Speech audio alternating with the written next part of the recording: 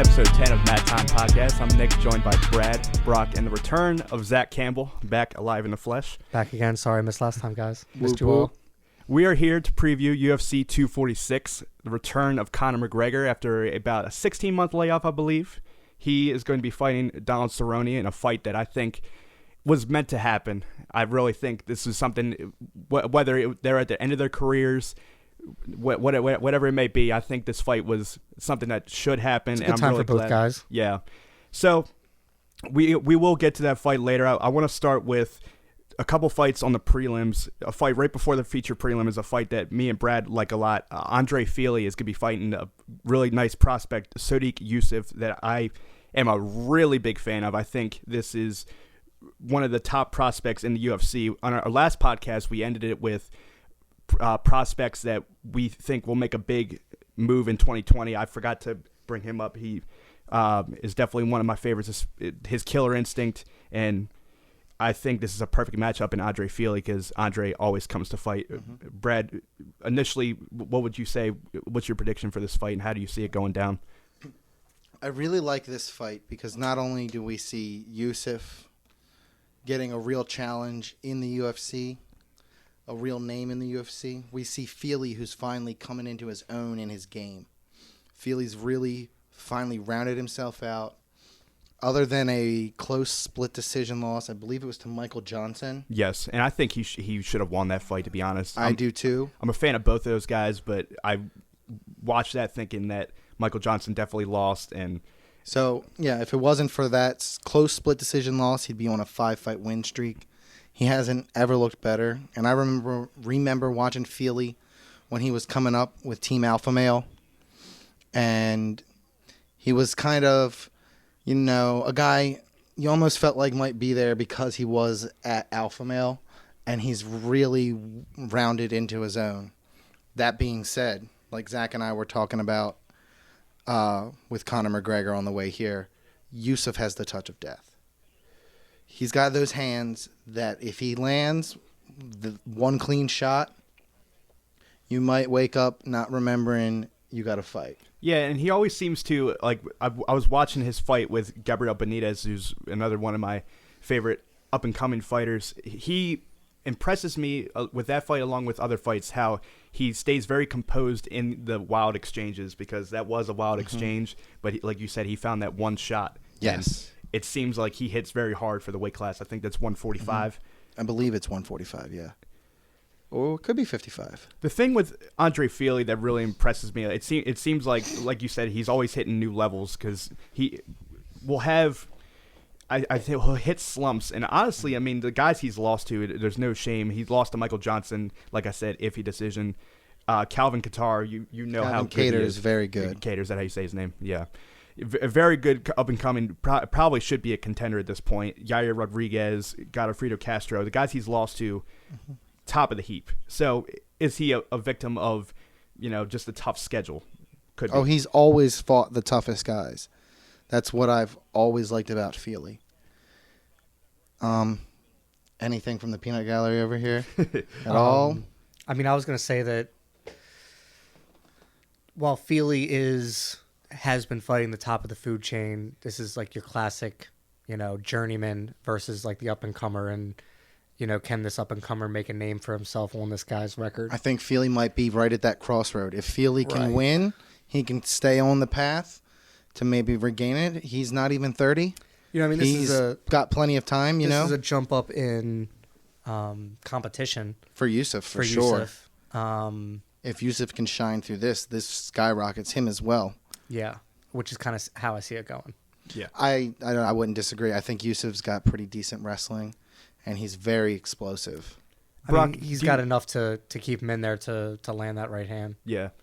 Brock, do you think if Feely loses this fight, which, I mean, I'm not saying he does or doesn't, do you think it might be the start of him being the journeyman? He's going to hit that plateau that he just can't seem to overcome? I don't know if he's quite there yet. Yeah. I feel like he still has a lot to offer. He's still only 29. Right, he's still fairly young. Right? 28, 29? 29, yeah. Yeah, he's still a fairly young guy. Did you say earlier you weren't sure about the weight class? Yeah, It's it's 45. It is Yeah. 45. So it is at 45. Killer division, My of course. heart tells me Andre Fili, just because of experience and his ability in the cage. If I wouldn't be surprised. If he can push it out of the first, I think it's his fight. And he can stay composed, which most of the time he does. I do agree with you. I think he won that fight against Michael Johnson. I think we were together and we watched that. Right. I think he won that fight.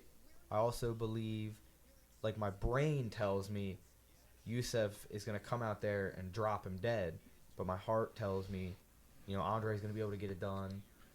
He's got the grit. He's got heart. Right. He's got really, experience. It's kind of a tough one for me to pick. That- It is a that's very really the tough best fight thing. to pick. That's why I like this fight so much. The matchmaking recently has really impressed me because it's just really one of those fights. Definitely. Anything could happen. I've seen The whole division's, that whole weight division's pretty tight. Yeah. right now. 45 It and 55. might be the most talented division that the UFC has right now. 45? Yeah. As I far mean, as, like, 55 says hold my how beer, close but everybody is in talent. and the Those matchmaking is two are phenomenal. easily the most stacked weight Yeah. classes in the UFC right now. And I can imagine Youssef going out there and doing what he's done and make him part of the highlight reel. Or one thing that impresses me about Andre Fili is that he knows how to make a fight his own in many different ways. I've seen him out technique guys like Hakron Diaz, who heavy on the leg kicks, heavy on power.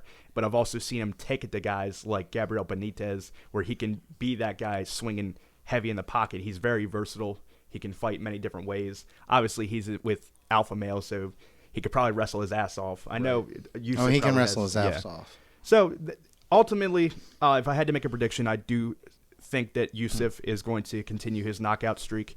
I would like to be proven wrong because I am a fan of both of these guys. I hope for the best fight. Brad, what is your prediction? I'll give you an if then. If Fili can push and make Youssef work and get it to 3 rounds, he could get a pretty good decision here Yeah. and That's continue the way I his see him growth. winning if he does, yeah. I mean, Fili's got a lot of ways to win this fight. Yeah. And then if Youssef can just be the athlete in the first round, he's crazy explosive, and he might be able to just put it away in the first. Or just give Fili a real interesting beating for 3 rounds. So I'm kind of two minds on that one. It's like I said, it's just great matchmaking. Brock, ultimately, how do you see the fight going? I would like to pick Fili by a decision. I don't think he'll get it stopped unless it's in the third, and it would probably be with a submission, I would believe. I don't think he's going to put him away. That kid's chin is untouchable. At least it seems like that. Do we know much about Youssef's conditioning? Has he been pushed to I'm not too in sure. high-paced fights? Has he? That's why I think where Fili can get a decision, because we don't know. And we could really find out. That's what I want to see. If we're asking how I want to see this fight go, I want to see Fili give Youssef everything he can handle and more, and watch Youssef shine. Yeah, and I think that's really what makes a fighter grow. If Andre Fili can give him the fight of his life, I feel like that's how fighters learn the best. Is That's basically the kind of fight I expect. live trials and tribulations. I've been you can train cardio. Obviously, that's what you do to prepare, but to put you to the next level, I feel like a lot of guys have benefited from tough fights like that. That's why I'm excited to see Alexander Hernandez come back Yeah. after that Cowboy loss.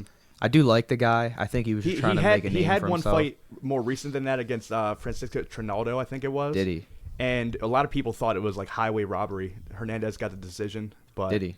Yeah. I did not see that at all. I must have missed but it. that is a very good point. That I think that Cowboy loss probably humbled him. And Definitely made right, him- and it's only going to make you better because you realize there's levels to it. Zach, what did you think of that fight? How do you see it going? It's a 3-rounder, right? Yeah, because Yes, it's it in is. the Yeah. prelims. I'm gonna say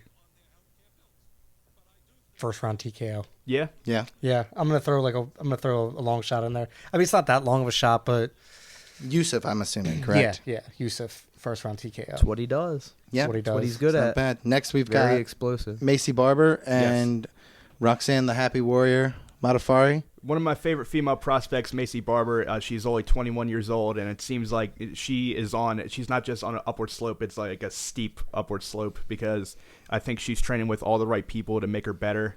She has the right mix of confidence but I don't think she's so cocky that's going to get in the way of her improving. I feel like she's confident with a purpose. But she still works hard. Yeah, I feel that's like where the confidence comes from. Based off of what I've seen, I'm only a fan, but from the outside looking in, she seems to be one of the hardest workers in the UFC. So young, so determined, and she's always looking for a good matchup.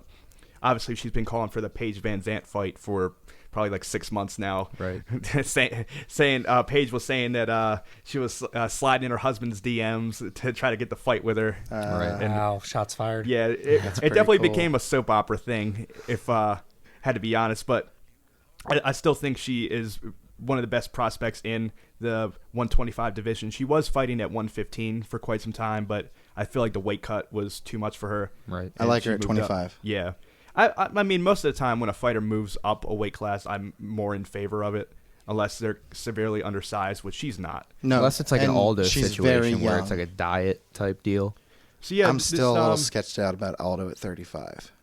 He still looks like a skeleton. He Yeah. does, and he looked better at the weigh-ins than I thought he would. Damn, after he fought seeing good, the pictures that we saw during fight week. I didn't think he would be healthy at all, but I thought he won that fight with Marlon. Yeah, he Moraes. fought. He I fought do a hell of too. a fight. Yeah. I can't argue with that. But anyway, But Macy Barber's gonna be fighting Roxanne Modafferi. She is.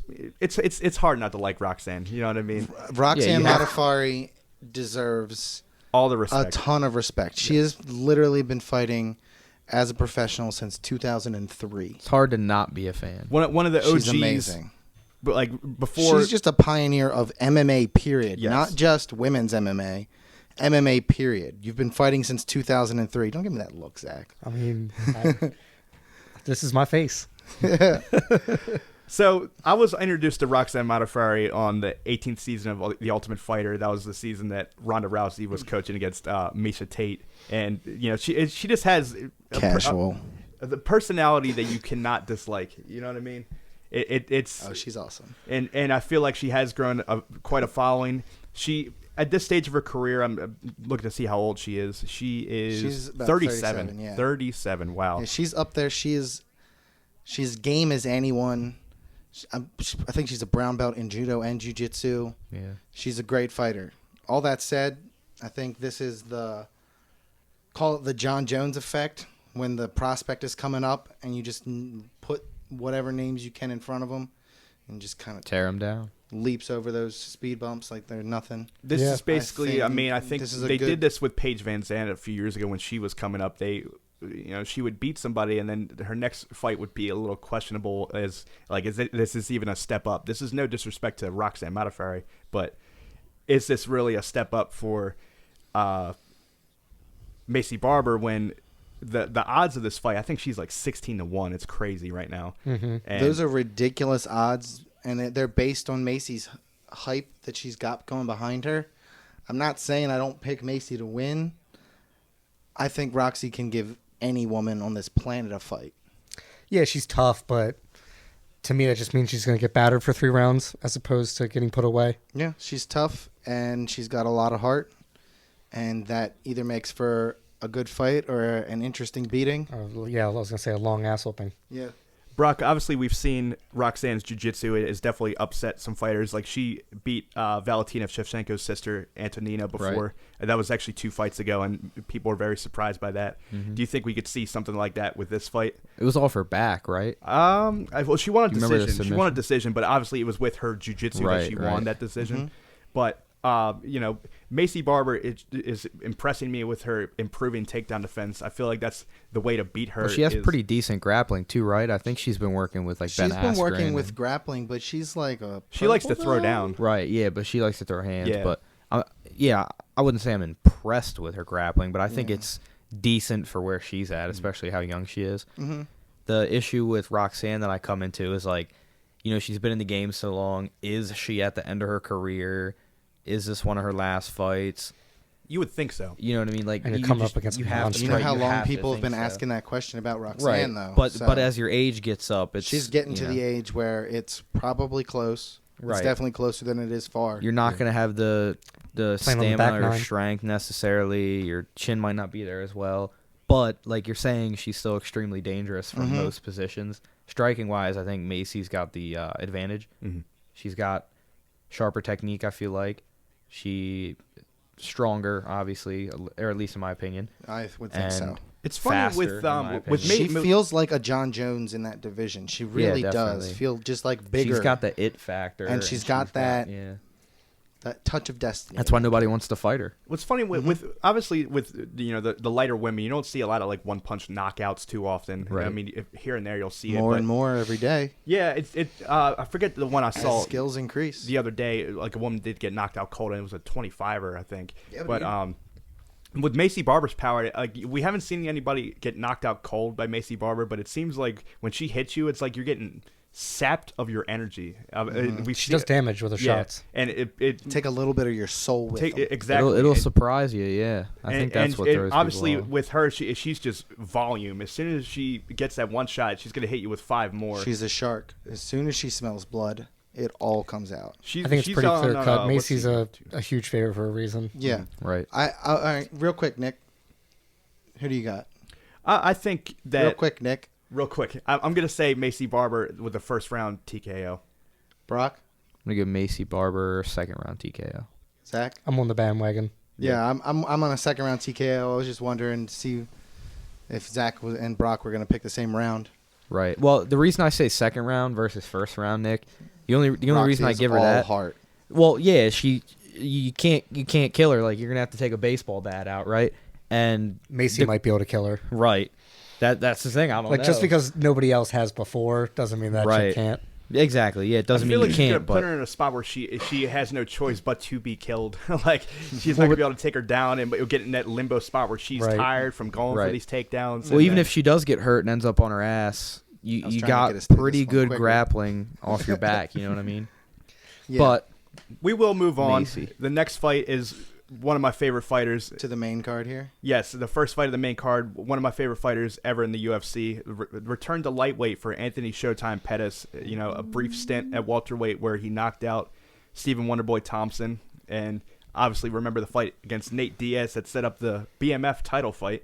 Yep. So, I would never say that knockout of Wonderboy was a fluke, but it's one of those. If we run it back 10 times, what happens? Right. Do you think Pettis lands that Superman punch? I mean, if you run that fight 10 times, I think they split it evenly. Yeah. Yeah, I think 5 that's and 5. because that's not the only unconventional thing that he has. Sure. So it's how often, even though, I mean, Wonder Boy is probably at 170 one of the highest level strikers you're ever going to come across, right? But there's still I mean, Pettis I does mean- some crazy shit, like the punch off the cage. You don't see that coming. He did. I mean, that's what he did to Benson Henderson. He did the Yeah, kick off the the cage. Showtime You'd kick, yeah. He has think so many the different big weapons ass like that. Right hand off the cage. Eventually, Wonderboy would catch on to it, but Woodley did it to him 2 fights in a row, and then Woodley's homeboy up in Milwaukee, Pettis, mean, did it to him. Steven fights with his hands down. Yeah. He leaves And himself he gets too susceptible. close at He the edge of the depends cage. on space And he to be there. And doesn't have a lot of side to side head movement. He has a lot of back and forth head movement. But Kinda what like about Lean out of the way of Anthony shots and Pettis? stuff like that. And when Pettis is jumping off the cage, he's got so much reach with that punch. Oh, huge reach. You can't lean out of the way of reach it. and speed. I think that's what Oh, killed yeah. Wonder The Boy. Same speed. thing that Woodley would do. Woodley's fast and Anthony Pettis Well, is Wonder fast. Burst Boy, forward, he got boom. way too comfortable with pressuring on the cage with his hands down. Yeah, but what is Especially against Anthony Pettis. Pettis going to do against Carlos Diego Ferreira? So the reason I brought up Because we tangent like motherfuckers. the reason I brought up his stint at welterweight is because I knew at the end of the day he wasn't a welterweight contender. Even knocking out Wonderboy Thompson, I knew he wasn't going to be staying at that division. I'm glad to see him back at lightweight. He was on Errol Hawani's show.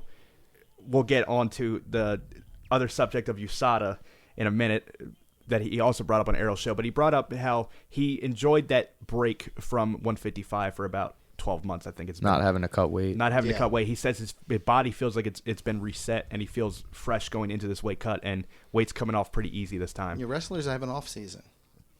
So he's going against Diego Ferreira, who every time I seem to doubt him, he proves me wrong. He's as game as they come. He seems to be a very well-rounded, and this is a weird observation for me to make, but he's a very well-conditioned Brazilian. And it's funny for me to say that, but I feel like a lot of Brazilians don't take conditioning seriously. There Yeah. might be a handful that I can think off the top of my head. The other one would be Rafael dos Anjos. So he has solid jiu-jitsu, but he also seems to have really, really good hands. So, Brad, what do you think of this matchup? Do you think most of this fight stays on the feet? Do you think this goes to the ground? Does Ferreira put Pettis' jiu-jitsu to the test? Ferreira, well, on paper, to answer the jiu-jitsu question, I think Ferreira would have the better jiu-jitsu, but Pettis' jiu-jitsu is sneaky.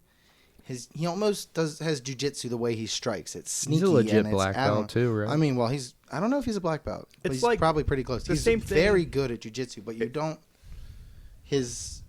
same way. It's unconventional. Yes, and the same way he throws attacks from out of nowhere on the feet, he can kind of do that with his jiu-jitsu as well. Like, he armbarred Benson Henderson basically out of nowhere. Yeah.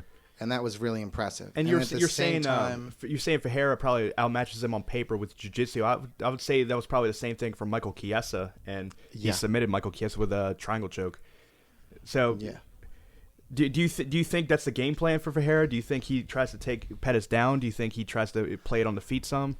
I don't think there are many people that should even go in with the game plan of I'm going to stand with Anthony Pettis. Yeah. It doesn't go well for anybody. Except for, like, I think Edson Barboza did it pretty well because, Barboza's not going to be shooting takedowns anytime soon. Okay. Right. Edson Barboza is one of a very short an list outlier. of people Yeah. that should even consider standing with Anthony Pettis. Yeah. Mm-hmm. So as far as where your game plan should be, maybe. Is that how the fight will go? I think Pettis is kind of back in his groove. Yeah. I think we're feeling the old Anthony Pettis who likes to get in there and fight and scrap. And not like shuck and jive and look for the flashy kick, but he just likes to get in there and throw hands again and try and do all sorts of crazy stuff. I don't know. I think that Tony Ferguson fight and that Nate fight kind of have me worried about Anthony Pettis. He seems like he's tentative and fighting more of a counter punch style, and I think he's much better when he's fighting on the lead. Yeah. He should be for sure. You know what I mean? When he's coming forward and ripping body kicks like the way he did against Benson and just using his jiu-jitsu as a defensive tool when they, can't take that pressure in those kicks anymore and they shoot on him. I think that's his game. I don't know if it's a cardio issue or what, but in both those fights, he seemed like he was waiting a little bit too much, and he needs to be more. He's got to be first. He's the type of fighter that he has the most success when he is first. And I don't see that a lot. The Tony and even the Wonder Boy fight is he was at almost in an extreme reach disadvantage at all three of those fights. Mm-hmm. The least so with Tony, and Tony is a unique problem for everybody. But I feel like that kind of put him on the back foot a lot. But then you saw the moments, you're right, the moments he does have success are when he's coming forward. And that's what we saw when he did win against Wonder Boy. And his attitude seems to just be in a better place than it used to be. And his demeanor when he's in the corner, in between rounds, especially in those fights that he was losing, he just doesn't seem quite there. Yeah. Mentally. My biggest thing, Brock, is I as think he used to that be. I'm a huge Showtime fan, and I feel like he does struggle in the big moment, but it seems like Diego Ferreira has been thriving in the big moment. His last fight, if you remember, it was in Abu Dhabi on the card that Khabib beat Dustin Poirier, yep. And he went against another Russian that kind of had that hometown advantage. But did you hear I said that to you? When Khabib beat Dustin Poirier? As unfortunate as that is. But yeah. I think we all saw that coming. Yeah, he's just twisting the knife in Brock, though. That's his boy. That's my boy, too, though. But yeah, because it's Brock's boy. That card, I mean, just imagine that hostile environment going against a Russian when that's basically their backyard, and it was hotter than the hinges of hell in that place. Right. And he went in and he made it look effortless against Mirbek Taisimov. Do you think? I was gonna say it's hot for both guys. Impressive. Yeah. You know what I mean? Do you think that that's a factor here, that he is huge in the big moment. It seems like Pettis can choke in the big moment. I want to bring something to everyone's attention. Ah. Do you know the year that he fought Charles Oliveira, submitted him? Pettis? Yes. Oh, What yeah. was that 16, 15? Like a while ago, right? A few Yeah, years it was back. at 145, yeah. So I'm just gonna leave this out there, right? So he beats Charles Oliveira. So win, loss, win, loss, win, loss, win, loss, and he's gonna beat Diego and To continue keep his that pattern streak. up. So he's going to win this one. I think he's got it. I think then Brock lose to might the be next onto guy. something. All the way since 2016, win, loss, win, loss, win, loss. It's weird, right? It's like he's on for one fight, he has a bad fight. He's on for one fight, and maybe it's just bad matchups, and it's a coincidence, like I'm sure it is. But I'm gonna go with that. I'm gonna get real skeptical. You know who's something like that that's even weirder? Who's that? TJ Dillashaw. 4 wins, a loss. 4 wins, a loss. 4 wins, a loss. I didn't pay attention to the Fucking pattern when I put weird. money on Dillashaw against Cejudo. Why didn't you tell me, Brad? Because I like watching you lose money. Wow. Shit. If I was betting this weekend, I would have bet on the Baltimore Ravens. I guess I have a better strategy of following the fight patterns on Anthony Pettis. Yeah, there you go. Hey. That's all I'm saying. My man's been consistent. for Patterns years. aside, though, Brock, how do you see the fight going? Do you No, think? but I think I do think I will give it to Pettis though. I'm excited that he's back at 55. Diego, even though he has really good stamina, I think Anthony's got good stamina too. It's hard to, people are gonna say he doesn't because of his fight with Nate, his fight with Tony, but he almost killed Tony a couple times. Tony did One like a time. somersault One time, and like did a backflip somersault, Granby roll. knee grab, Granby roll, elbow to the side of the head. To and go split him off open. topic a little bit, because I know Zach saw this on Twitter as well as I did. Did anybody see the video of Tony Ferguson on a beach with a exercise, or was it a yoga ball, exercise ball? Or Yeah, something? it's an exercise ball. He was basically doing somersaults, landing onto the ball and then landing on his feet numerous times in a row. Mm-hmm. Somebody made a good point on Dude's Twitter. an athlete. Somebody made a good point on Twitter. It's probably hard enough to do that once without breaking your damn neck. He did it 8 times on video, In a and that was only in the 15-second 15-second video.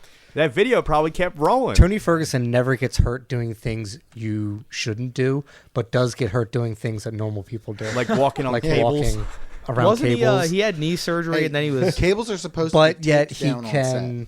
But yet he could Max. probably walk across the balance beam while juggling chainsaws That's and the not get thing. injured. As much as I love fighting, and we've all seen memes like this, it's like fighting and martial arts altogether aren't really good for your health if you had to pick a hobby, because we always have like aches and just weird quirks in our bodies after doing this for a while. I have And no idea what you're talking about now. Tony Ferguson might be the craziest man in the UFC. And that's a UFC that includes Donald Cowboy Cerrone. well, he came off of his knee Cowboy's surgery. not really John crazy Jones. though.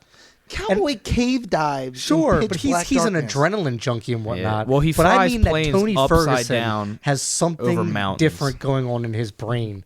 Yeah, it's That- called CTE. What do you mean? Maybe that's it, but the reason I That bring this dude is up though out is there. because like as durable as we think fighters are, Tony Ferguson tore his ACL by walking on a cable, tripping on a cable. tripping on a cable. Yeah, but here's the thing. When he recovered, he was doing squats on a longboard with a bar going downhill like 4 months after he tore it. for no reason. And then came back and beat the brakes off Anthony Pettis. Right. Right. So As Zach said, he looks like he takes his opponents behind a truck and Drags Oh, him behind a mutilates truck, them, yeah. yeah. They They went look through a awful. meat grinder. Every one of his last 8 opponents went through a meat grinder. yeah. I say. So- So with that said, Pettis. I'm gonna go with Pettis. Yeah, I'm gonna say Showtime. I'll say decision. Yeah, same here. Brad. Yeah. Decision Pettis, but he definitely. Well, I'm Zach, but anyway. Sorry, I didn't mean to cut you off. I'm gonna say Pettis by decision, but he loses his next fight. Caveat. Brad, what do you think? I like Pettis. I think he's got something. I think he's building something. I think he might be on a resurgence. All right, so we move on to the next fight. It takes place in the women's strawweight division. 2 very strong contenders. Perennial contender Claudia Gadelha is fighting My girlfriend. Alexa Grasso. Both of them are my girlfriends. Sorry, you can't take them. All right. I think I mean, he can take them we from can you. we can roll this caveman style, and We got enough room in here? just we And got enough Max room put wherever. everything away. Better brought About your to Billy battle Club, boy. royale. I think this is another example of the prospect meeting contender. Maybe not so much because Grasso's been there. She's had. Are we talking challenge match right now for Claudia Gadelia's love? I mean, while y'all are doing that, I can take Alexa Grasso. I mean, I'm not mad at that. I hit on her on Twitter and she liked it. Grasso? No, Oh, Claudia. Gadelia? Yeah. It's my number one pinned tweet. I've in fact seen Zach's thirsty ass tweet. It might it be. does exist. It might be my moment. So Brian Ortega said, "Hold my Modelo." Yeah, she was macking on Brian Ortega at one point. I'm Wasn't she? pretty I sure mean, she likes locks, girls. bro. You don't have the luscious If locks. if I'm gonna lose her to somebody, you know. I'm pretty sure the luscious locks and the 3-piece set he's got hanging between his legs are going to be the problem Yeah, for dude. Claudia. I mean, Not I'll take the Pepsi challenge there against Brian Ortega. Not a but bad hill to he's die definitely got on. me on a roll. I'll give him that. No, I'm saying Claudia likes women. Oh, I thought you were talking about in pipe laying. I was gonna say like he might be a black belt in jiu-jitsu, but I am in pipe laying. We're like going to a- talk he's like a about something two-stripe else white now, belt. Zach. I'm just saying, those Brazilian girls do something for me. So anyway, back to the fight. We have Fucking Eddie Bravo over here. Claudia Gadelha fighting Alexa Grasso. I feel like Alexa Grasso, as the prospect she is, she needs that one fight to just skyrocket her, and this could be it. Do I see her getting it done? I mean, maybe, but probably not. No. If I had to be completely honest, I think there's only a few, Negative. There's only a few select girls that can beat Claudia Gadelha. That is Joanna and Jessica Andrade. Maybe Rose. Rose Namajunas. Rose Namajunas, and obviously the champion Wiley Zhang. I don't think we've seen that matchup yet. I'd like to see Wale, and I'd like to see Andrade. But what I haven't seen out of Grasso is really her being tested with the wrestling, and I feel like that's what Gadelha is going to do. Gadelia by RNC. Yeah, and I feel like her jiu-jitsu is phenomenal. It's killer. You know, we've seen her surprise people like Karolina Kowalkiewicz submitted her, and she looked like she saw a ghost because she wasn't expecting it to be done to her. But I wasn't surprised at all because I know what Claudia is capable of. Ultimately, I do think that's what will happen. I'll just outright give my prediction. Claudia looks like a little girl, Damian Maya, when she gets on chicks' backs. I'm telling Yeah, you, she's for got sure. that. solid For top sure, position. Huh? Yeah, she's got that squeeze and that like she locks onto you. You're like you're not getting away. Mm-hmm. You can tell like Like a when she snake. Gets, Yeah, every time she you gets on a breathe, it girl's gets back tighter. and they struggle and try to get out, and there's no space or wiggle room at all. Every time you move, it gets worse for Yeah, you. she's on you like glue. This is a very tough fight to be coming back after a loss. She lost to Carla Esparza, and now she's fighting Claudia Gadelha. I mean, it's very, very rough matchmaking. But Brock, what do you think? Do you think Claudia imposes her game? Do you think Grasso has much of a chance here? Claudia's gonna go full like weighted blanket on her until she strangles her in the let's say the first round. Yeah. It's one of Claudia's those gonna things.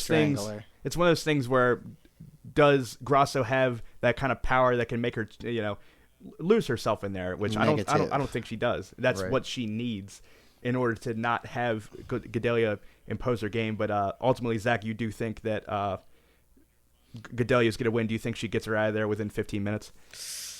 I'm gonna go third round sub. Yeah, or maybe Yeah. like a dominant decision like she's done Yeah. before. Well, yeah. Or Yeah. be in position to win the fight for A at majority. least a majority of it. Do you think at least she a round puts her and a away, half. Brock? Well, like I said, I think either I'm gonna go with like a first round sub, something kind of I don't want to say flashy, but just like a pummeling. Yeah. Or we see a lot of decisions out of her, so maybe we'll get a decision. But it's kind of either I think it's either gonna be a really quick fight or it's gonna be drug into deep water, and we're gonna see who has more heart and conditioning. Brad, I'm assuming you're with us with Yeah, Gadelha. I'm on Claudia by submission. I like that fight regardless. I know we're all picking the same side here, but I do think it's a good matchup. But I like this next fight. we're gonna move on Hey, there's to always plenty of room on this Claudia bandwagon. the man All himself, aboard. the man himself, the boa constrictor, the Ezekiel master, Alexei Oleinik, returns after a 2-fight skid. He's fighting Maurice Green. 87 years old. 42, but I mean, but he's Russian a 42-year-old years. Russian. yeah. Which he probably lied about his age. I mean, come on, let's be real. Just like Yoel Romero is not 42. We all know that guy's like 57. I mean, Alexei is... I don't know, like I pick against that guy, and he does keeps it. on surprising me. Like I'm like, there's no way he could choke another guy, and he does. So you know what? I'm going with Alexei on Well, this it's funny. one I'm by- saying this again. The whole Hey, you know about that, Ezekiel? the season contender versus upcoming prospect dynamic again, but it's funny I say this about Maurice Green. He's 33 years old, and I'm calling him a prospect. I guess that's the way the heavyweight division works sometimes. Yeah, man, those heavyweights, they don't really like sprout until they're a lot older. I mean, for the most part, right? Except for I guess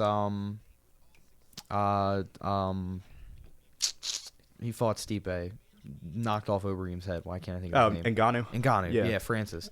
How old is he? I feel like he's a spring chicken, younger right? guy, right? I think he's in he's a his little bit of 20s a younger still. guy. Is he in his late yeah. 20s, probably? That's like really rare at heavyweight in the UFC. A lot of guys are deep into their 30s when they win a belt, like Stipe. I think Stipe, well, not deep in their 30s, but in their 30s. Francis Ngannou is 33 as well. Oh, yeah. Well, damn. Is he? Yeah. Wow. But he's But I guess when he fought for the belt, that was a couple years ago. So we all know there's a difference between your age and your fighting age. Like, Oh, yeah. I think Shogun's only like 36. And man, Well, that's a rough 36. that's a rough 36. 63 in fight years. Yeah. For real. But we get back to the fight. Obviously, like Zach said, that it seems like every time you count Oleinik out, he seems to just find a way to do his thing. Real quick, though, Yeah. I know it's a small tangent, but what about, speaking of heavyweights, what about fat Quentin Rampage Jackson? Oh, my. That was Oh sad. my God. Did you guys see What's up, the titties? picture that they used for the fight card of Rough. Quentin? Rough. I mean, it was like him young with a six-pack, you know what I mean, looking like a monster. And then you see him in the fight, and he looks like Bad Santa. And it's, I mean, There's Japanese girls still love him, though. Somebody on Twitter said sure. something funny. Is like, is this considered false advertising? yeah. But anyway. So this is the reason this fight is really set up is because Oleinik has beaten Both coming off TKO losses, right? No, Green's coming off 2 TKO wins. Wins? Actually, no. Yep. He No, took a Say his TKO loss name, to I thought- Sergey Pavlovich. Oh, he is coming off a TKO loss. Pavlovic. Not bad. But the reason that Oleinik has taken this step down is because he is on a 2-fight skid. Right. But I'm not very impressed with Maurice Green. I have seen him fight a few times, and in the times I've seen him win, I think his opponents didn't really show up too much. Not to take anything away from him, but I do think Oleinik, if I he think comes the in, Russian can slip a choke in. yeah, Yeah. I think if he comes in, I think guillotine action Oleinik- or something. it could Oleinik happen. has gotten in the UFC a standing Ezekiel choke, an Ezekiel choke from Mount. from No, bottom being mount. mounted, from yeah. being mounted and also from being on the bottom in half guard. Yep. Yeah. So I'm figuring he's just gonna force choke Maurice Green this time from across the cage because that's about the only way he hasn't choked somebody. I do Pretty think that's the much. way he gets it done, though. Do you think he? I think from what I know of Maurice Green, he's a heavyweight with power and TKO, but he's got a grappling base, and I think Alexei Oleinik's just a little bit too tricky. Yep. Brock, what do you think? I think he's going to sneak something in. Some sort of submission. He's going to... It clearly doesn't matter if you Maybe pass an his guard. Ezekiel off a head and arm choke, Nick. I kind of like that. Were you head and arm choking Zach and you got Ezekiel'd? Really? I was getting head and armed, and I had to give everything to defending it. As soon as I got the arm free, hand came right across. okay. Ball game. That's pretty good too. And That's like I was ignorant telling as Zach, fuck. you know, It's fucking rude. great technique, obviously, but another thing that had a lot to do with it was you know, when you wear on somebody with a submission attempt, they have to give everything to get out of it. They're not thinking like, oh, there might be something else coming for me. They're Nope. thinking, oh, You I just should got be. out, I'm free. And Yeah. that's the best part. There's a gladiator on the other side of that door. With the gi variation, it definitely helped a lot as well. I like the having the gi variation with the Ezekiel. It could still work in no gi, but definitely a lot better with. Well, gi. Evidently. It's the choke. The pressure, I think, is honestly the same, gi and no gi. Yeah. The difference is in the gi, the grip around your neck is harder to break because they're holding on to the sleeves. I think it is harder You know what for I mean? me You at can least pry to it get open it in the gi. probably a little bit easier in no gi. Yeah. You know what I mean? If you can get your hands in between that person's arm and your neck and try to pry it loose, you can probably get out of there a little bit easier than if you're in the gi and the guy's got a hold of his sleeves and then you're Fucksville. So this has been Technique Talk with Zach and Brock. We're going to move to Holly Holm and Raquel Pennington now. The co-main event, a rematch allergic of a to fight technique. that took White place belts. back in 2015. This is a rematch of Holly Holm's UFC debut. She, in that first fight, she didn't look very hot. I mean, she came to the UFC with a lot of hype, head kicking girls, and this fight kind of set her momentum back a little bit because people were expecting her to be thrown right to Ronda Rousey, and then she had this iffy fight with Raquel Pennington that went It to was a decision, a right? split decision. Yeah. Yes, and obviously we saw what happened. It's not like that ended up mattering. She went on to head kick Ronda Rousey and become the bantamweight champ and become a one-hit wonder. I'm sorry. What Holly. do you think Holly's record is since she's head kicked Ronda Rousey? Very Put bad, your right? phone down. Yeah. What I'm do you gonna think? say 3 and Not even. It's 2 2 and 4. 5. It is 2 and 5. She has 2 wins since beating Ronda Rousey. Now, She lost right after granted, that to Misha, right? yeah. Now, Yeah. granted, also she should have won the Jermaine Durandamy fight. Should have won the Misha Right. fight. She, Well, she got except for when she strangled. went to sleep. I mean, she won every single round. I think all but She one. no, she was winning. She was and definitely Misha just running away from Misha that fight. hopped She on was her back. she and got was lucky. winning that fight, for sure. but she you would've don't won win a decision. fight you don't wake up from. No, you know? no doubt. What I mean is like she was She should have been able to win that fight. right. Yes. She was winning that fight until. But like was winning she until she wasn't. legitimately got cheated out of the win in Jermaine Right. Durandamy fight. oh yeah, and there was like shots after the bell and Twice. stuff like that. Yeah. Twice. Here's my Yeah. thing. Those On are paper, two losses that. on paper, Raquel Pennington doesn't look impressive because she has a 10-7 record. But you look at her wins and losses. She has a win over Misha Tate. She actually sent Misha Tate into retirement, and she lost to Amanda Nunes in a title fight, and then lost to Jermaine Durandamy, who went on to go Lose in a title fight. challenge for the title. But it's one of those where she's at the bottom of the top. She's kind of on gatekeeper status, and that's really where Holly is. I find this is a unique. I think matchup. Holly's 39 or 38. now. Holly is getting up there. She's 38. It says, yeah. Yeah, so I'm sure that she might not have too many left, and I think this there's is not a a good lot fight. left for her to do, right? Yeah, this is a good she fight stays for where Holly she's to at. get back on track as far as where she's going. I think this is a pretty, just stylistically, I don't see Raquel Pennington being able to do much better than she did against Holly in that first fight, and I see Holly being a lot better in her MMA game since then. So I would say Holly by decision, unless Holly really comes out and surprises us and she can get that head kick. Yeah. Because she can do it to anybody. She I- really can. I take nothing away from Holly Holm for getting defeated by Amanda Nunes in any Can't way. take that in away any from way. anyone. But I think Just about everybody loses to Amanda Nunes. I think I mean, she is oh, on the yeah. decline. Unfortunately, She's the John Jones of the women's division. I think she is on Kat the decline. Zingano says, Unfortunately, "Hold my beer." it seems like if people know how to match up with Holly right and approach her correctly, you can beat her. And with that being said, her being on the decline, I do think Raquel Pennington is going to take a close decision this time. I wouldn't go Really? I wouldn't go as far as putting like a lot of money on it, but that is ultimately my pick. Brock. I kind of agree with you. Yeah. That's interesting. I haven't been too impressed with Holly's performances recently. I think she kind of got stale. She didn't have a whole lot of new things to offer, and people are kind of figuring it out. And considering they've already fought before, although Holly did win the first time, it wasn't like it was a like an impressive win necessarily. She didn't beat the brakes off of her for the whole fight. So I would I don't know. I just feel like Raquel's got more going on. She might be evolving a little bit more. I'm excited to see what she brings to the table. I just think Holly has her like cookie cutter, her technique. She's been, it's been so successful, and that's how Holly she's is been. definitely going to do what Holly Yeah, does. it's like it's like stereotypical. It's that's what she does. It's just she a matter of fights can you certain stop way, it? Yeah. and it's can you stop it and find a way to beat it. And if you can, you're winning that fight. Zach, I feel like Holly Holm is at the latter part of her career. Do you think she has another title run in her? Not as long as Amanda Nunes is the champion. Yeah. Do you think she gets back to a shot to the belt though? Not as long as Amanda Nunes is champion. You don't get another shot. I mean, I kind of pretty think that much Holly simple. is the second best women's fighter. She right might now? be. Yeah. You know what I mean? She could be. But she's kind of in like that Joseph Benavidez area. My boy Joe B's getting a shot though. Right, only because Fat ass Henry Cejudo is giving up his 25 exactly, belt. and what's Yeah, his that face? belt he Mighty never Mouse won. is out of the division now. Really, it was Mighty Right. Mouse. I don't that was- disagree. Yeah, with Mighty you, Brad. Mouse is the reason that Benavidez never got a title shot. again because he Again, 'cause he smurked lost by to him twice. Yeah, Yeah. The second time was brutal. yeah, really. First brutal. time was kind of close. Yeah. So, ultimately, what is your prediction for that? Holly decision, Yeah.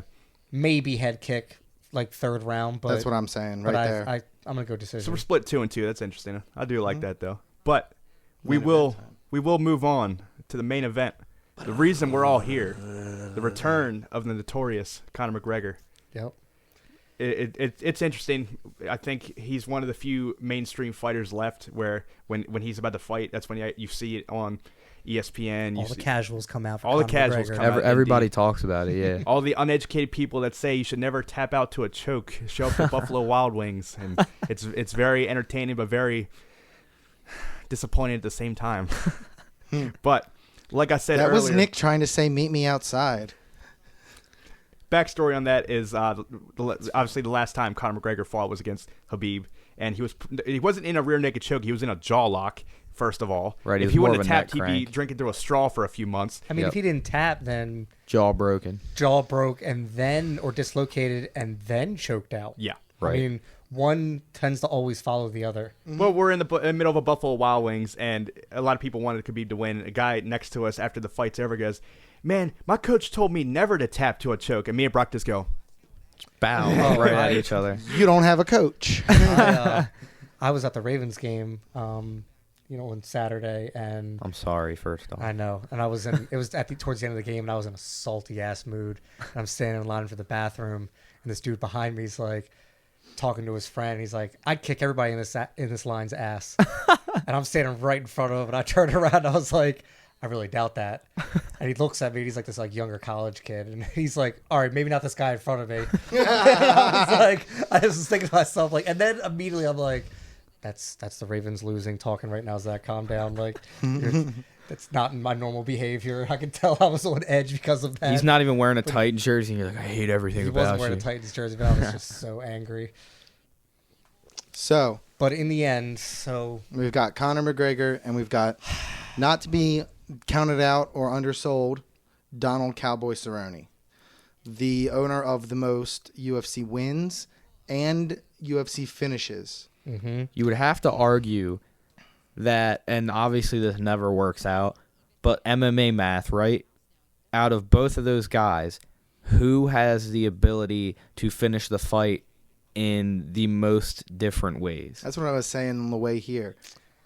I don't think it Cowboy. You matters. would have to say Cowboy, right? Cowboy and has- that's where that's- where I say MMA math doesn't necessarily matter. Here's the thing, but Cowboy if you has- look at it on paper, Cowboy Way more effectively weapons. has Cowboy way more has, weapons. quote unquote, more ways to win. But Right. Connor has the easiest way to win. Right. "He has the You don't need The way to weapon." win. You don't need 6 buttons when all you really need is 1 button. That joystick. You know what I mean? All Connor needs is square button. He lands square button and it's over. My issue is this. Cowboy chokes in the big fight. Yes, he does. I'm sorry. Yes, he does. Sometimes, It a lot of times, always he has done happens. that. Every time, The yeah. biggest fights are when Cowboy loses. And you can't shit talk to him. If you shit talk at all, That it gets was so in just his the head. Nate fight. It gets no. Every fight when he fights his friends like Yancy Medeiros, he beats the fuck out of them. He The did only beat the brakes the off of only Yancey. time Oh, when Cowboy's headlining Fight Night, What and he's happened- fighting the Rick Stories and the Matt Browns and stuff of the world. What he's a happened when killer. Aaron Hernandez talked shit? He's a killer. yeah, but that's Dad Cerrone. That's what I was going to get into. That's a different story. But That's we're in Papa Dad Cerrone now. But when Right, Cowboy's but under that's the- what I'm saying. He hasn't. There's been no shit talk between them. They've been fairly there hasn't been respectful. much. I mean, they keep going back and Where replaying are you that talking little. about Connor and Cowboy? Conor Yeah. Cowboy. Yeah. Well, That's why they keep There's going. little bickering, right? Not- There's not little recently, but bickering. the- years They ago. keep going back and years showing ago. that press conference Yeah, the footage. hype is in that press conference, and that did get to a Cowboy to some Oh, degree. for sure. Does it wear on him for years to come? I doubt it. Probably not. But he went on Joe Rogan's podcast, and he did not like him. He was annoyed with Conor McGregor. He knew Yeah. ultimately what he was about, but at the end of the day, it bugs him. And Conor obviously hasn't taken that approach to this fight. He's quiet because he's got a lot of stuff outside of the octagon going on. And Yeah, and I mean, it's a good matchup because both guys are really 55ers. You know what I mean? They're both really They're both 55ers. 55ers that are just not cutting weight to fight Exactly. 70. Here's the issue: is Brad was talking about this and how good Cowboys looked at 170, and how he knocks people out and stuff like that. Yeah, Cowboy looks good knocking out wrestlers who don't have the striking acumen that, say, Conor McGregor has, or that Tony Ferguson has, or that Anthony Pettis has. You know what I'm saying? You can, a lot of pure strikers have beaten Cowboy. right? Yeah. Cowboy is made his highlights of all of his knockouts by knocking out wrestler type guys. Same with like like a somebody like brawler. Jose Aldo. That was the same thing that a lot of people were Exactly. analyzing about the Conor McGregor Jose Aldo fight. Is like Jose had never fought a striker that wants to strike with him. He always went against guys that were looking to take him down eventually. Right, and not only that, but Conor's a southpaw, Yeah. and Cowboy kind of fights with his hands down a little bit, and he takes shots. Stands like a pencil. And you can't doesn't take move his shots. head. Right, you can't take shots from Conor. Yeah. Like if Cowboy takes some of the shots that he took from Tony Ferguson, from Or Conor, even Alexander Hernandez, he got caught with a couple left hands that if anybody else hit him with that, you know what I mean? Like if a Conor hit him with that, he would be drop dead. That's all I'm 'Cause saying. you still see, like if from a Hernandez, his shade- head gets snapped If back. a shade of that Cowboy shows up, he is going to lose. Yep. it's a big fight, so there's a very good chance it's going to show up. Can we all agree? Even He even said in his interview recently that he was like, "I'm not going to shoot." You know what I mean? We're going to stand there and bang. So already, like, ego is playing a role Right. in this fight. And he's obviously, to me, that says that Cowboy is of the mind that, hey, I want to go out there and put on a show and make this money. Whereas Conor seems that he's of the mentality of, I'm going to get that belt back. You know what I mean? And I got to go through Cowboy to do it. regardless of our predictions of this fight, I think we all can agree this fight was made with the intention of putting Conor back in the win column. I feel like the UFC brass probably saw this as the best fight to make for him. It's a great matchup. That's the reason why we're not seeing him against Justin Gaethje. I think he might have a good chance against Justin Gaethje, but that's just me. The thing about that gives Gaethje more of an advantage than Cowboy has, I think, is his gas tank. Cowboy's got a pretty good gas tank, but not an elite gas tank. Whereas Conor, same thing. He doesn't have an elite gas tank. He's Yeah. decent, you know what I mean? Like, he was able to, to that second Diaz fight kind of showed that Weather the storm. he can dig deep, you know what I Yeah. mean? Won that fourth round. And if you look up Firas Zahavi's interview where he talks about Conor's ability and his gas tank and stuff like that, you have to give up some. Nothing comes free, and you have to give up some gas tank to be able to kill people with one punch.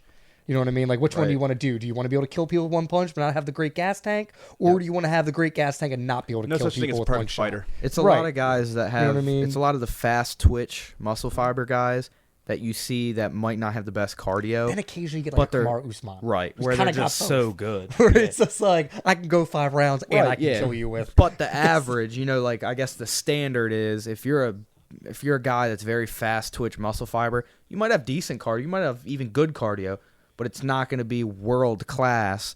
But in suffering that, you gain so much power and explosivity that it almost cancels out the fact that you don't have until you face a guy like Nate that's able to stand in front of you for 25 minutes. That's when you start having problems and it shows heart. Cowboy fights his best when he's coming forward. Yeah. Yep. For sure. And Conor fights his best when he's counter-striking you. Brad, I know sure. that Cowboy said he's not going to shoot. I know that Conor said whoever shoots first is a bitch.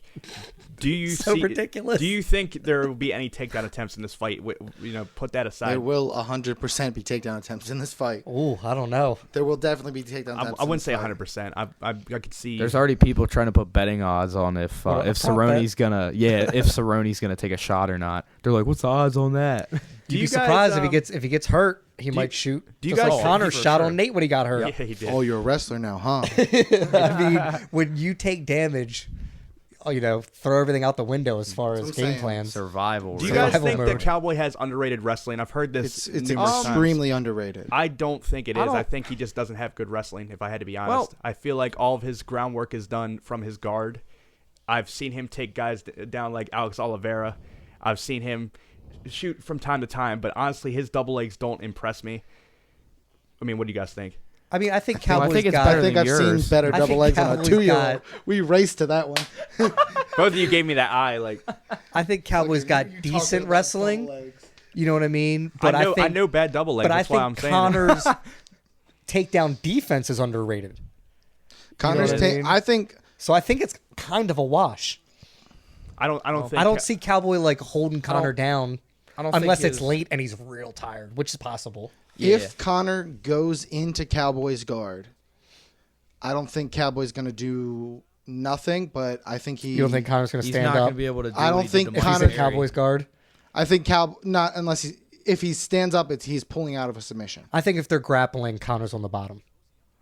More than likely. Probably because Cowboy. Unless Cowboy gets hurt, Because look at what Cowboy did to Mike Perry. Whatever he felt like on the ground. which he's not necessarily going to be able to do to Conor because Connor's hand fights jiu-jitsu- really well.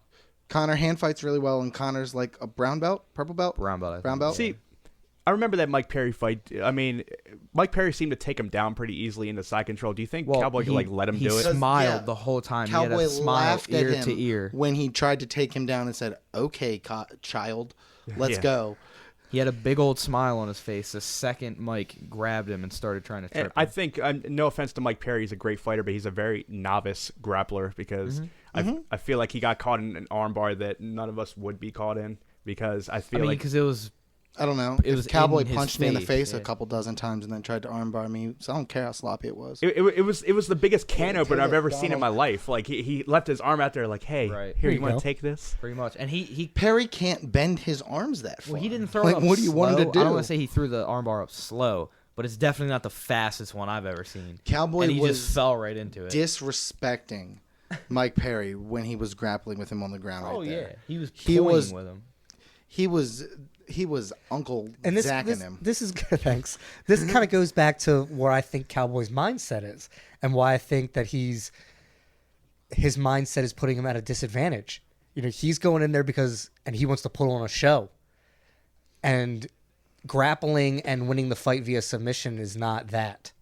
Yeah. Standing there and banging with Conor McGregor Cowboy's for got 5 tons of rounds submissions, is though. that. So but that's his the problem. right. So his That's how he mindset should win. is put on a show, not win. Yeah. If the you know, Habib is the example of a guy who goes into almost every fight with the mentality of I'm just coming in here to win. well, he does Like, enough. I'm gonna do what I always do. I'm gonna hold you down. I'm gonna beat the fuck out of you, just like I do to everybody. He does enough of And one thing. like to, it or don't. Mm-hmm. You know I what I do mean? like that point, Zach, is I do think that Connor's like if you're a betting man, which I am, you make the yeah, not very well. The Hey, check scared was money not don't great. make money. Don't apologize to him, Nick. You might want to fade my action every once in a while, but the thing is, if you're looking Brad's at too afraid to even put up any action.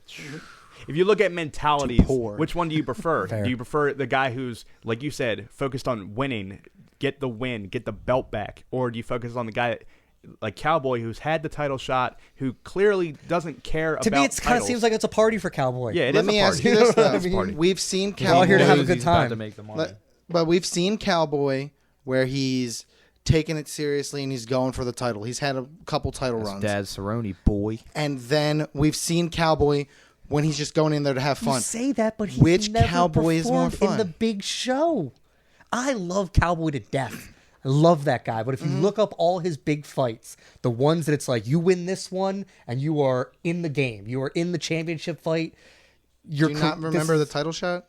And that's what I'm saying. And how has he He, performed? he didn't perform in the title shot, but up until it, he won every big fight that was the big fight. They were I all mean- the big fight that he didn't perform. I in. mean, Brad, the best win on that title fight, the title run was Eddie Alvarez, and that was like the stakes. Eddie Alvarez, who has held a world title Absolutely. in every significant Absolutely. in every significant organization. Absolutely. Meh. He But only beat this Eddie wa- Alvarez. this was- Sorry, Eddie Alvarez is meh in my This was book. Octagon Jitter Eddie Alvarez, who was putting a beating on him in the first round of that fight.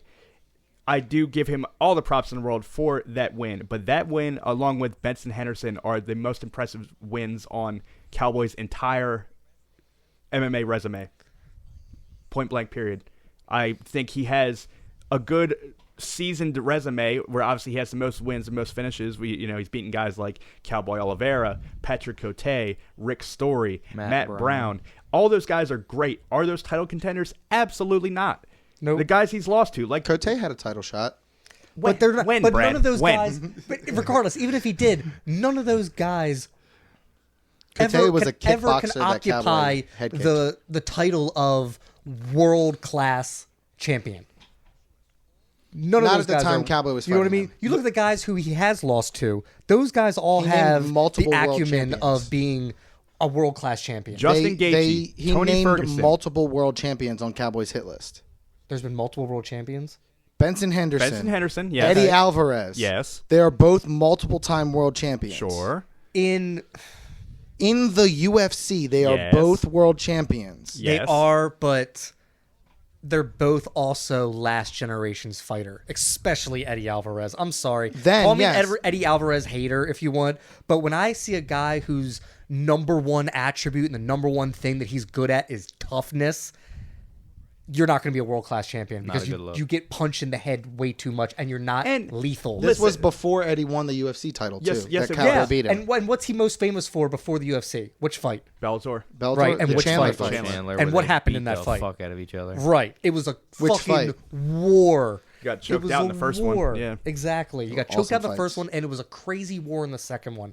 Meaning you don't possess the skills to put that other guy away. Chandler's really fucking good. He's really good, but he's not top 5 UFC good. He might be. We don't know. I would argue that he is. Not right Top now. 10. Top He's 10, sure. in the but there's top a 10 big for difference sure. between top 10 and top 5. It's been Like There's a five big slots. jump. There's like 5 slots. Right. Huge difference. Those 5 slots are huge. The difference between guys who are operating at 90%, and guys who are operating at 98% is huge. I think I agree with main you. Training partner is Usman. They train together Yeah. every day. So Usman's the champ. He's training with the champ every day. The only guys that he's really lost to besides that calf kick with God, what's his name? Can't remember his name off the top of my head. In Bellator. Will Brooks. Oh, Brent Primus. Brent Primus. Primus, Yeah, Primus, he, yeah. he, Primus. he did that like low calf but kick. loses to but- the elite of the elite. Right. Where like Chandler his only like real loss I think was a TKO was to one of the Pitbull. brothers. Yeah. Didn't he But lose to Will either Brooks? one of them Which one of them lost to Will Brooks? I don't remember. Oh, was Chandler. Chandler lost twice to Will Brooks, didn't he? Brooks. Yeah. But he only loses like Who is the no Pitbull one. brothers. Pitbull brothers could easily be in the UFC. If Eddie Alvarez came back to the UFC right now, in my opinion, he doesn't beat anybody in the top 5. Well, no, he's not doing that hot in one. I don't It's just the disagree end of with his you career. on that there is guys that operate at the upper echelon of the division, and then there's the rest of the top 10. I don't agree that it's 5 and 5 in every division because at 170 no, it's not 3 5 and 5 in every division. That's what I'm saying. It's 3 but and there's 7 at always, in every 170. division, there's a handful of guys that any one of them could be the champion on any given night almost. Right. And Eddie Alvarez isn't one of those guys. No, Here's he's the- not. here's He is no 45 and longer in 55. that conversation. Here's the thing with Eddie Alvarez. There's no excuses in the fight game. If you show up to fight, then you fight, and the result is what it is. But Rafael dos Anjos, when he fought to defend his title against Eddie Alvarez, was not anywhere close to 100%. He was Yeah, well, you in have absolute off nights, shit you know what I form. mean? He USADA have fucks off a lot of people he up. had a Nick. terrible Well, he weight. wasn't I think training this, with this the is before Meridians yet. USADA. I'm just messing with you. Like he had a terrible weight cut, and he looked like a zombie, and he got his ass beat. And Yeah, he did. That's where the world title came from. What has Dos Anjos done since then to rectify that situation or redeem himself? He's probably hit the He's wall in his fallen career. off. he's become gatekeeper. Yeah. He's hit the wall in his career. Yeah. Yeah. So is that because Eddie Alvarez beat him, or did Eddie Alvarez beat him because he hit the wall? I think it's more so the game evolving. That's what I'm saying.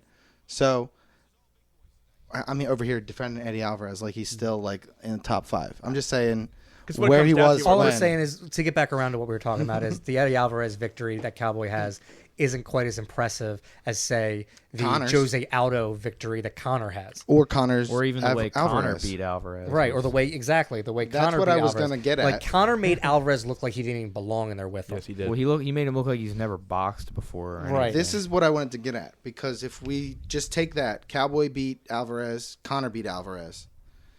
Conor outclassed Alvarez. If Conor comes in like that, I don't see Cowboy doing anything. I agree.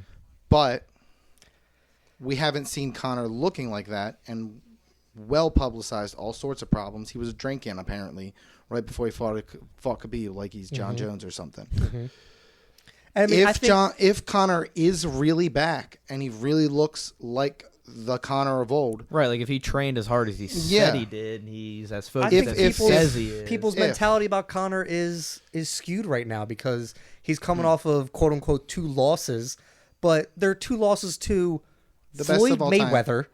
You know what I mean? It's not even his sport, so you really shouldn't even consider that a loss. yeah, that shouldn't You count. know as what a I fight. mean? It's like, and then Khabib, who might be the greatest 155er of all time. He's getting there. Yeah. You know what I mean? So I feel like we could talk for hours and hours about this because I feel like that's what Conor McGregor does. But he does. if we had to ultimately give predictions, I feel like this is just tailor-made for Conor McGregor to do what he does. And if he shows up and That's why they booked this fight this way. yeah, for sure. That's exactly what I was asking you guys before. But Stylistically, if he shows up at half the form that he is known to show up as, the stylistic matchup of him being a fast starter, hitting hard, that's what Cowboy sucks at fighting against. I feel like Conor is going to put Cowboy away in the first 2 rounds.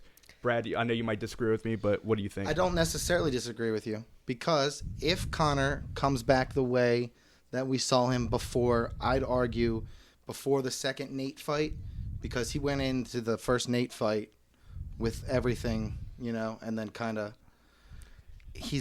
I don't think he's looked as hot or powerful at 70. I think he's done 70 the wrong way before.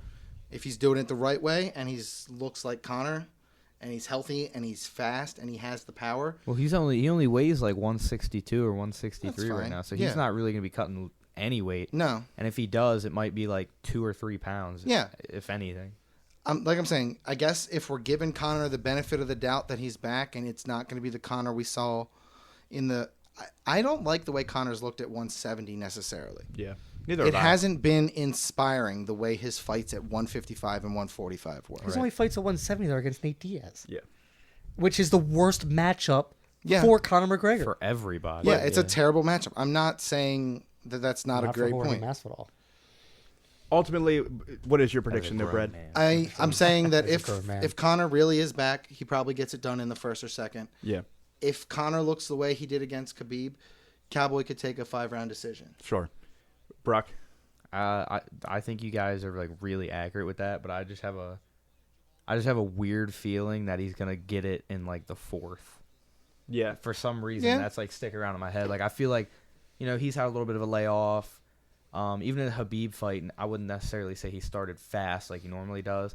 Maybe we're gonna see him a little bit more like calm and calculated. We might get more of a longer fight out of both of these guys, but then that gets dangerous with Cerrone the longer you let him figure you out. But ultimately, I think he'll get a late 3rd or like an early or mid 4th round finish. I just got a weird feeling. Underrated are Cowboy's knees up the middle in that clinch. Check knee, yeah. That check knee. If those start to wear on Conor, Conor doesn't operate in that space, though. Yep.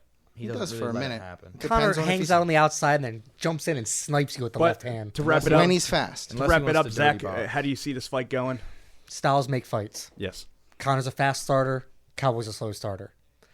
Conor maybe performs his best under the big lights. Cowboy performs at his worst under the big lights. Conor seems like he's of the mentality that he wants to get this belt back and kind of reestablish the magic that he had before the Mayweather fight and all. And Cowboy looks like he's just showing up to put on a show, you know what I mean, and collect a paycheck. I got Conor 2nd round TKO. All right. I really think if you take that first Nate fight with Conor and you insert Cowboy instead of Nate Diaz, and Conor lands the shots that he landed in that 1st and 2nd round on Nate, but he lands those on Cowboy, Cowboy's in fucking danger. Yeah, I think he would be gone way before. Nate hung out and was able to take those shots. Because Nate's also a bigger dude. Nate's a guy who probably should always fight 170. Whereas Cowboy's a guy who's a 155er that likes to fight at 170. You know what I mean? So, from what I gather, Nate walks around at like 190 something. You know what I mean? So those shots, and also you can't kill the Diaz brothers really, and you can kill Cowboy. We've seen it. So in the end, as much as I love Cowboy and I like Conor a lot too, though, I see it Conor 2nd round knockout. I am really looking forward to this card. Like I was saying earlier, I think this card is being underappreciated. People were saying that it's top heavy. It's only carried by Conor McGregor, but I don't think that's right at all. As far as the casual would say, I think that you could say that, but I think this is a stacked card and a lot of good fights on it. It's I gonna be think there's capped off. a lot of decent fights on this card. A lot of yeah. underrated fights for sure. Like Well, you're saying. we're looking forward to it. Brad? So until next time, guys, like, share, and subscribe to the video. Quick shout out to Practical MMA. Come see us there. 2909 Sparrows Point Road, Sparrows Point, Maryland. 21219. Shout out Practical MMA. Thank you very much, everybody. We'll see you next time. See you on the mats.